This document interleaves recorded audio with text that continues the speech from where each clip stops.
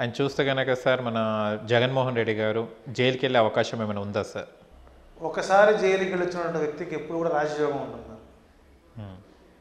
వెళ్ళాల్సిన టైంలోనే వెళ్ళాడు, రావాల్సిన టైంలో బయటకు వచ్చాడు. భవిష్యత్తులో జగన్మోహన్ రెడ్డికి కారాగార శిక్ష అనేటువంటిది లేదు. తనపై వచ్చినటువంటి సిబిఐ కేసులు పూర్తి స్థాయిలో నిర్వీర్యమైపోయే అవకాశాలు ఉన్నాయి. ప్రస్తుతం మేఘ ఛాయ, ఏదో ప్రచారాస్త్రం కాబట్టి అటువంటి లేదు.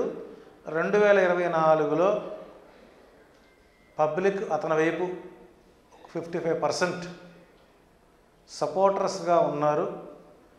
ఆరుద్ర నక్షత్రం, మిథున లగ్నం, మిథున రాశి, నడుస్తున్నటువంటి గ్రహస్థితులు, గ్రహ గోచారాలు తనకు అనుకూలంగా ఉన్నాయి కాబట్టి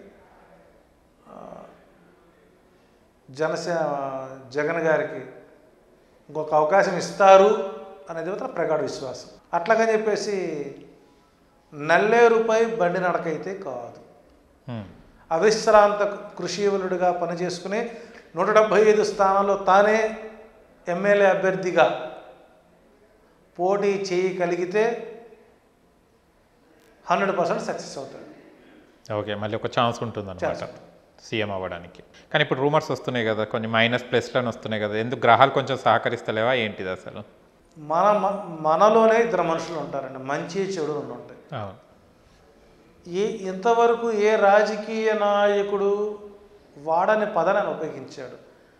నా వల్ల మీకు ఏదైనా లబ్ధి, మీ ఇంట్లో మీకు లబ్ధి చేకూరింది అనుకుంటేనే నాకు ఓటేయండి, అలా లేనప్పుడు నేను ఆనందంగా దిగిపోతాను అని చెప్పుకున్నటువంటి జగన్మోహన్ రెడ్డి గొప్పవాడా? తమ్ముళ్ళు నాకు ఇదే చివరి ఎన్నికలు, నాకు ఒక్క ఛాన్స్ ఇవ్వండి అన్న చంద్రబాబు గొప్పవాడా? వైసీపీని దించాలి అని అంటే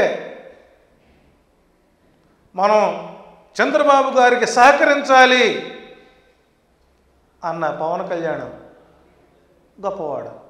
పబ్లిక్ అర్థం చేసుకో, పబ్లిక్ నిర్ణయించుకుంటుంది.